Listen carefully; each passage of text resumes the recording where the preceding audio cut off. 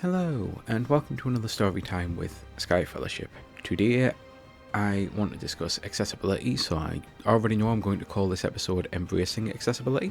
And there's a lot of games that have done a lot of stuff, but Spider-Man is up there with some of the really cool stuff that you can do in accessibility. It tends to be a lot of Sony studios, to be honest, which we absolutely love to see, because as I've gotten older, got a lot of different disabilities. There's some that I've already had for a long time, and it's one of those that there's been a maddening amount of options missing from games, to be honest.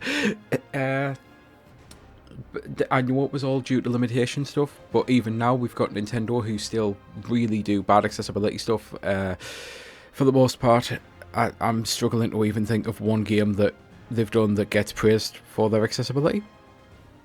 So anyway, moving on. So the episode is Embracing Accessibility, and it's basically, I didn't require some of this stuff when I was growing up, but on top of the fact that some of this stuff I actually need, and I am going to kind of go through a little bit and then actually just play the game, while I discuss the rest of it, while some of it I didn't really need and still don't need, I still enable because it makes the game more fun for me. So for example, there's the ability to autocomplete QuickTime events. I personally like doing the QuickTime events, so I turn that off, but I understand there are some people who really don't like it, and there are some people who actually struggle because of their physical needs to be able to do them. So that's why it's obviously under the accessibility thing, but at the same time, if you really hate QTEs, you can just turn it off. You don't need to be disabled to still embrace accessibility, essentially. It's one of those that you don't need to be disabled but it helps type thing. You don't need to be crazy to work here but it helps. Like, you can have a physical disability and need that, but you can also just want to skip something you don't like. For example, change button taps to holds. I'm pretty damn good at button mashing. It's what the terminology is. Obviously, if you're watching this, you might know. You probably should know. But button mashing, loads of little mini games from track and field, different events that you can do on the old track and field games or Mario Party. I am good at it, but do I find it fun? Fuck no.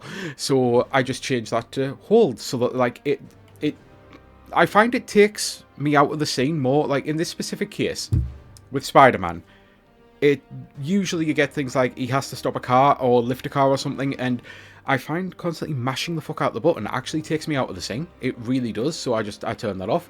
And I know Spider-Man has got tons. Don't worry, I'm not like going to go through absolutely all of this. I just wanted to give a couple examples because I also know there's a lot of different visual aids that you can put on. Being visually impaired, there's some stuff that I do put on. There's some stuff that I don't put on. Usually it's things like making the text bigger or putting different colours for the speaker, because sometimes I can hear obviously, but sometimes I like to be able to see, especially if it's an off-screen character or something, what the conversation is and who said what, essentially. So having different characters go up in different colours can really help. I know a lot of games allow the ability to slow the game down to half speed now, and I think that is Spider-Man 2, actually, which I probably should have launched Spider-Man 2. I own all of them. Like, I absolutely love this fucking franchise so much. It's unbelievable. But I think that one is one of them that allows you to basically choose the game speed for people who have much slower reaction times. And there's a lot of these things that, obviously, gamers at large usually tend to complain about, because if everything isn't for them, then how dare it exist type thing. And it's annoying because I really do wish more people who actually weren't disabled would embrace some of these features, because firstly it would make it better for the rest of us who are and who need these features if suddenly there's a demand for them. And again, some of them can genuinely make the game more fun. There's little things like, I'm trying to remember if Spider-Man 1 actually has it. I don't want to spend the rest of the time looking through the menu, so it might just be 2. I know, essentially, when you do this with Spider-Man, and I apologise, I've just smacked the mic. When you're falling through the air, Spider-Man, I don't want to have to worry about splatting and losing health, because my visually impaired, the actual visual impairment that fucks me, is specifically related to depth perception alongside a bunch of other stuff. Like, I see... The only way I can describe it is actually perfect here with the traffic light. To you, that is a single red light. To me, that is genuinely a bow, as in an archery bow and arrow bow of lights. It makes a curve, and then I essentially get the string. I see a lot more than one fucking light there. It honestly looks more like the front of that truck must like to people. I can have loads of little things like that that can't and won't ever be fixed in video games, but it does mean that I do struggle with a lot of things like, as I say, depth perception as well, so I don't want to have to worry about if I miss a swing, landing and splatting. And obviously there might be some people out there who complain about that and go, well, it just makes the game easier. On a technicality, yes, but it also makes the game a lot more fun and less stressful for me, because there's nothing I love more than not using the fast travel in this game. I don't know why anyone would ever use the fast travel. I mean, I fully get it. Some people have different time constraints, and there has been the odd time when I knew I only had a half an hour to play the game, and I'm like, do I want to spend a half an hour swinging there? I mean, kinda, but at the same time, I'll just fast travel to do the actual mission. But yeah, there's loads of little things that accessibility can do that aren't just making games more accessible to the people that need it. You can genuinely find different things that might actually improve your overall experience. I personally love playing Spider-Man on its hardest difficulty. I'm in the middle of actually beating that file. I'm a sicko with these games, like as a lot of people were with the Arkham Knight series, and I enjoyed the first one and I struggled with the second one, and I've tried going back to them to get into them because I wanted that fix, and people were saying that they still think the Arkham games are better than Spider-Man, and it's like, maybe if they got fully remastered and allowed me to actually change my controls and do any sort of accessibility as well. But even without that, I've never been the biggest fan of them. I thought as soon as I played Spider-Man, this is a significantly better combat system and everything. So I like putting it on hard because the combat feels like a dance to me. You're attacking, you're dodging, you're parrying, you're web spitting. Well, not spitting, slinging. You're web slinging. That you're doing all of this in a rhythm, essentially. And on the harder difficulties, if you mess that rhythm up even once, it can be catastrophic and cause you to fail. I don't see why I would put myself through that level of combat and also make it so that if I forgot to, like, hold the trigger down, or, like, because sometimes it's not even a case of, like, for some people, it is the ability to hold down a button for a long time. I have arthritis, and some games...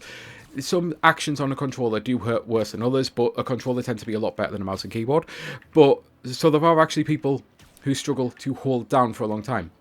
But with myself, it might just be a case of I need to sneeze, or a migraine hits and I immediately do the instinctive reaction of grabbing my head and holding onto it. So it could be any little thing like that, and I'm like, the ability to not splat is kind of really fucking useful to me.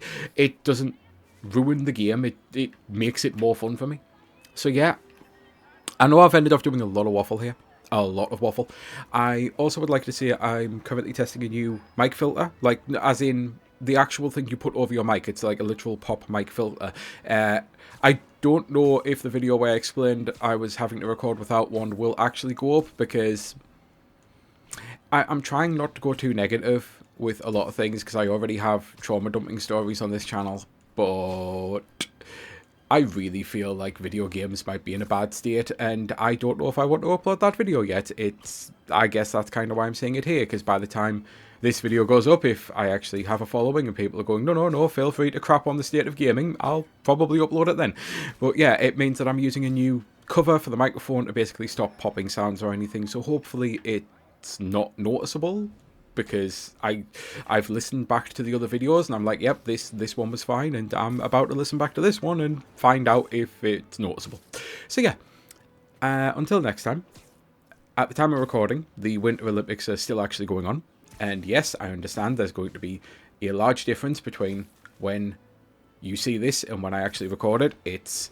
I'm trying to, on days when I actually feel good or have an idea, trying to stockpile a couple of videos, essentially, so that I can continue to do maybe one a week, or what might have been happening is one a week in each of the styles that I've got the ability to do this many of. There's a few other ideas I want to do, and at the moment I haven't even uploaded any of those, like at the moment of me recording this.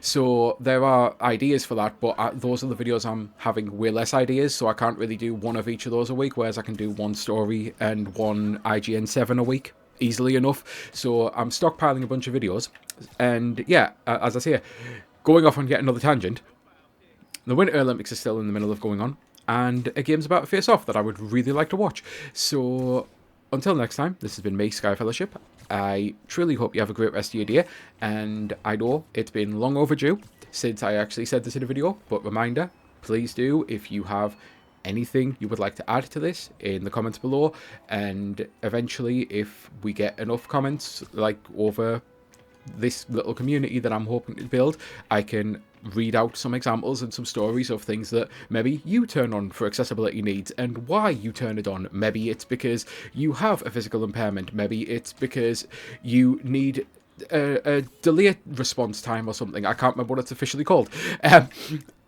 Maybe you are perfectly, fully, like, abled, I guess, is what I'm trying to say.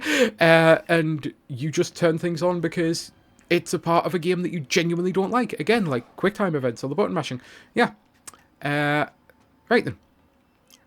I think that's everything. So I hope you have a great rest of your day, and bye.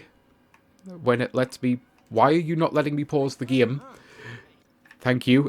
This is one of those behind the scenes things.